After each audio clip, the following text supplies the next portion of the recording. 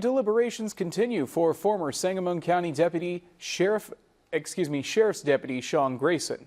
He's accused of fatally shooting Sonia Massey, a black woman, inside her home last July. Gianna Zhao is live outside the Peoria County Courthouse with the latest. Gianna, what's new? Yeah, that's right. The jury deliberations have been underway since noon yesterday.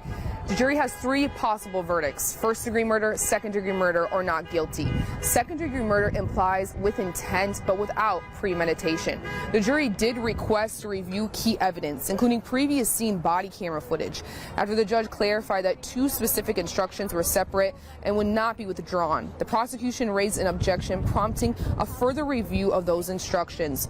During powerful closing arguments, prosecutor Mary Beth Rogers asserted that Deputy Grayson was not justified in using deadly force. She told the jury, just because he's wearing a uniform doesn't mean he deserves to use deadly force, and urged a conviction on first-degree murder.